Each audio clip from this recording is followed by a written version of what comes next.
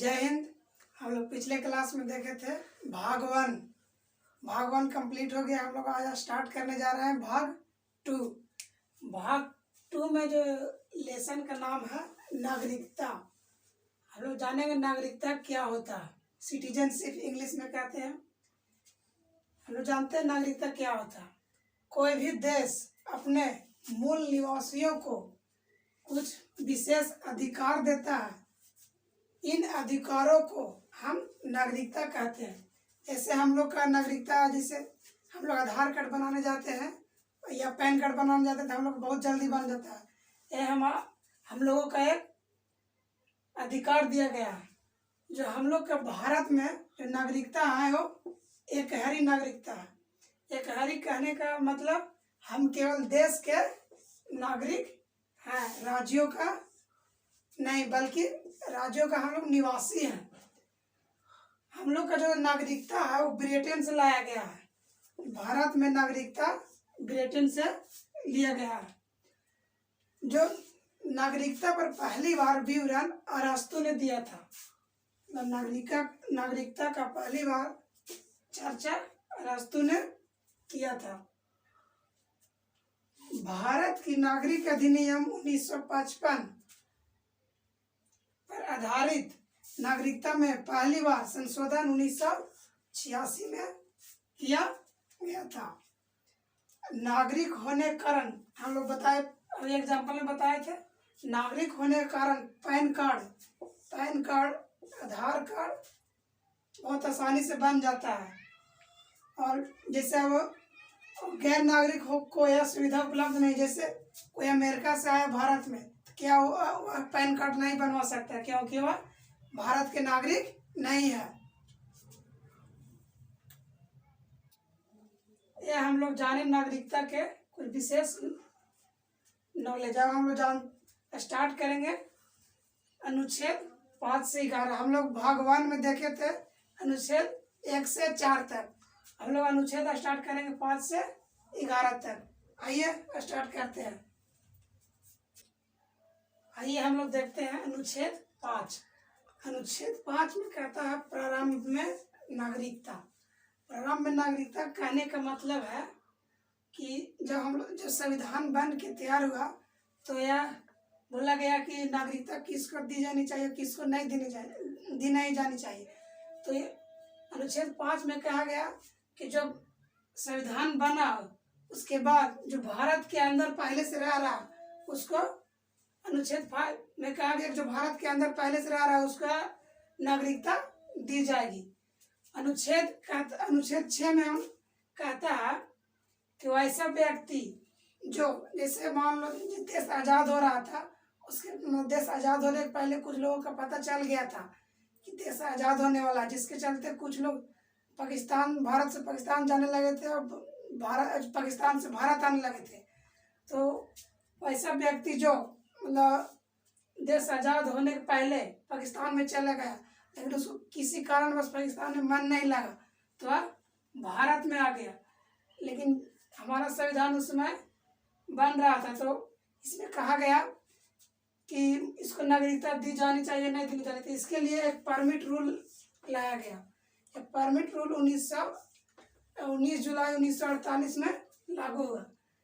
इसमें कहा गया कि जो परमिट रूल के पहले आ गया, परमिट रूल के पहले आया,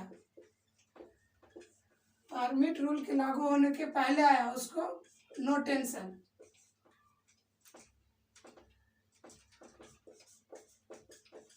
नो टेंशन।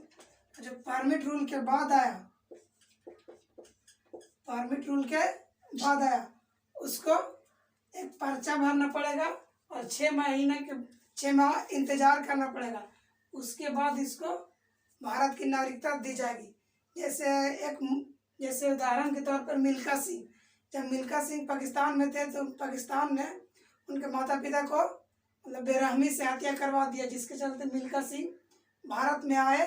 भारत में आने के बाद उनके ऊपर एक मूवी बना है भाग मिल्खा भाग। मूवी में देखे कि पाकिस्तान जब मिल्खा सिंह जब भारत आए तो आर्मी कैंप में रुके हुए हैं। वहाँ पे परमिट रूल के तहत उनको पर्चा भरने के लिए कहा जा रहा है। तो अनुच्छेद 6 में यही कहा गया है कि जो परमिट रूल के पहले आया है उसको नागरिकता लेने में कोई परेशानी नहीं होगी, लेकिन परमिट रूल लागू हो गया उसके बाद उसको एक पर्चा भरना पड़ेगा, उसके बाद 6 महीने का इंतजार करना पड़ेगा। अब हम लोग देखते हैं अनुच्छेद 7। अब हम लोग देखते हैं अनुच्छेद 7। अनुच्छेद 7 में कहा गया स्वतंत्रता के बाद भारत से पाकिस्तान में चले गए ऐसे व्यक्ति जो संविधान बनने से पहले लौट आए तो उन्हें भी नागरिकता दे दी जाएगी। उसके बाद हम लोग देखते हैं अनुच्छेद 7।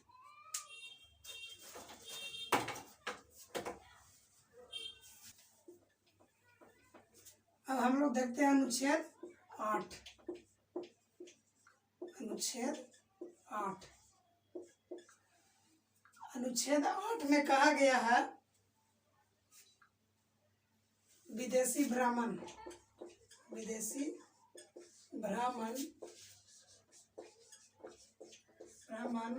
नौकरी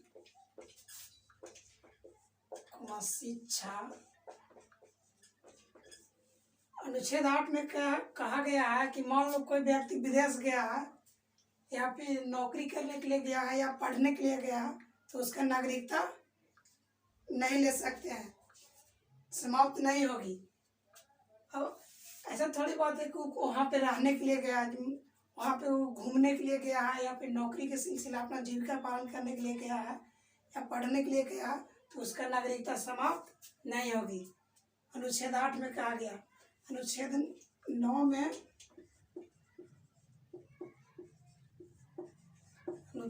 में कहा गया अनुच्छेद 9 में कहा गया कि सैटलता गैला बेटा।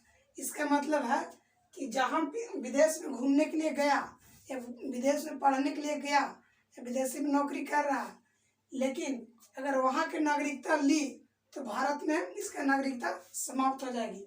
मतलब अनुच्छेद 9 में यही कहा गया है कि जहाँ वहाँ की नागरिकता ली, विदेशी नागरिकता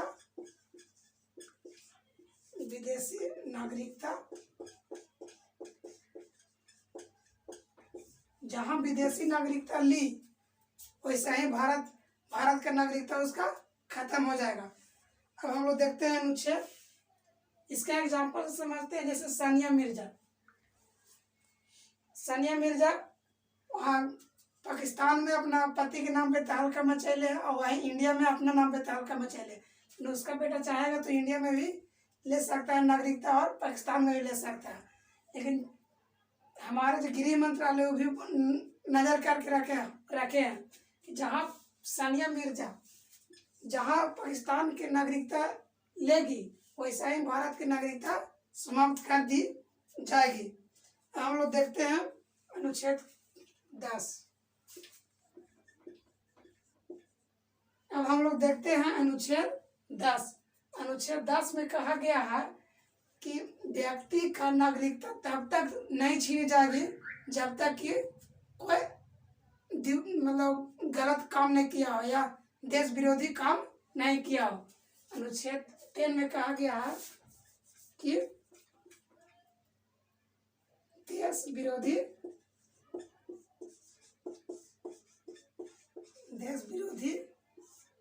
काम नहीं किया हो। अनुच्छेद 10 में जैसे मान लो कोई पागल है और उसको हम लोग नागरिकता दे दिए। मान लो वो विदेश जा रहा है और एरोप्लेन में चढ़ के मान लो अगर एरोप्लेन के पायलट को दांते काट लिया, जिसके चलते जो एरोप्लेन है वो दुर्घटनाग्रस्त हो सकता है, इसलिए उसको नागरिकता छीन लेने में भी फायदा है। तो अनुच्छेद 10 में कहा गया है कि मतलब कोई भी ऐसा विरोधी काम किया हो या फिर पागल हो उसका नागरिकता छीन ली जाएगी। जैसे नागरिकता छीन ली जाएगी। हम लोग देखते हैं अनुच्छेद 11।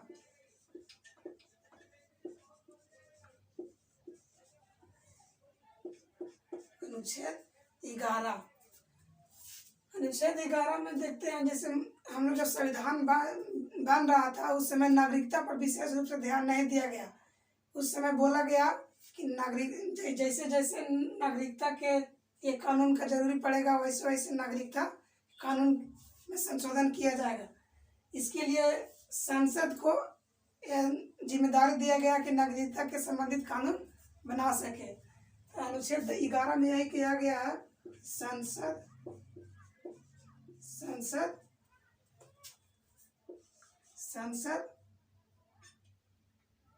नागरिकता के विषय में कानून बनाएगा और यह गृह मंत्रालय के जिम्मेदारी दी गई है।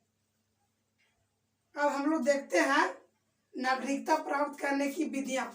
हम भारत में नागरिकता कैसे प्राप्त कर सकते हैं, तो आइए देखते हैं।